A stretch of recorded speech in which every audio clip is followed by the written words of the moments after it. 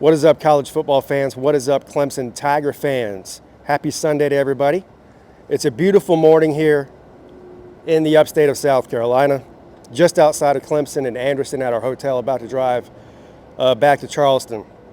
Every day is a great day to be a Clemson Tiger, especially today. And of course, every day above ground is a great day as far as I'm concerned.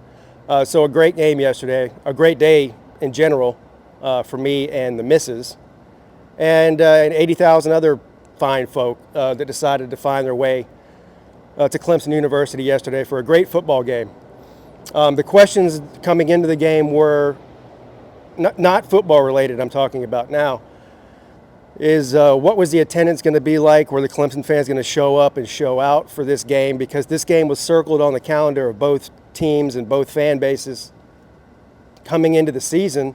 And of course, that's before Clemson caught 4 losses. Notre Dame caught 2 losses to Ohio State and to Louisville. And so the game on paper lost a little bit of its luster, as it didn't mean anything necessarily for playoff implications or even conference implications or anything like that. But to answer the question, yeah, Clemson fans showed up and showed out. I was at the game in 2015, which at that time, the game did mean a lot more. It was a top 15 matchup. Both teams still had playoff aspirations, and we know how that all played out. But there was actually more Irish fans in 2015 in Clemson than there was yesterday. Look, listen, Notre Dame, shout out to them. Their fans are awesome. They travel well. There was a good bit of them there. I'm just comparing the attendance from the Irish from 2015 till now, and there wasn't as many. But the stadium was full. It was sold out. And that place was rocking, especially for a noon kickoff. And I do believe the crowd had something to do with the close win by the Tigers yesterday. The big highlights of the game. Well, let's start with the one I'm going to start with.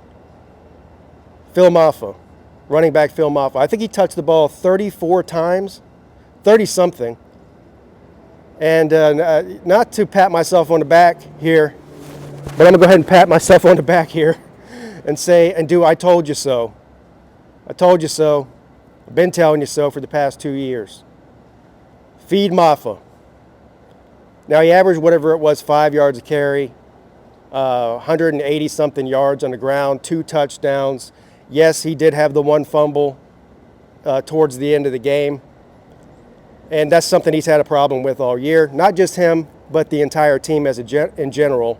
The entire running back group, Cade Klubnik, you know the deal. So I wasn't surprised that we saw a turnover or 2 in this game. Cade Klubnik also threw a pick, although I'll let him off the hook on this one. That one was not his fault. That was just one of those fluky ones. Ball bounced the wrong way, went right into the defender's arms. So I'm not going to blame that on Klubnik. But a huge day all around. But, we had a lot of injuries coming into this game at some key positions, and the guys that stepped in for them didn't just step in, they stepped up. So, all in all, the best performance out of Clemson for 4 quarters that we've seen all season. And, of course, it came at a good time, a time where they really, really needed a win after a 2-game losing streak. The thing that I'm most happy to see, the defense played lights out, right? Look, Trotter had a huge day. Big XT number 3 had a big day.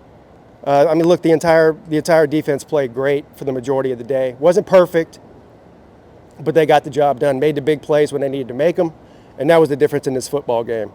But coming into the game, the questions were, not only were the fans, have the fans given up on the team? That's the question, right, coming into the game. We learned that wasn't the case at all. But also, being that this team is very young, especially offensively, how are they going to respond to this adversity that they've been seeing over the past several weeks from the fan base, from the media, just from the college football world in general? And they answered that in spades yesterday. That's what I'm most proud of going in. I'm already looking forward to next season, because this season is over for most intents and purposes. Look, we still got some big games. We still got North Carolina. We still got South Carolina. We still got Georgia Tech. That'd be great to finish the season with 4 wins and going into next season with some positivity instead of what we've been seeing for the majority of this season. But the team stepped up. They showed they're not quitters.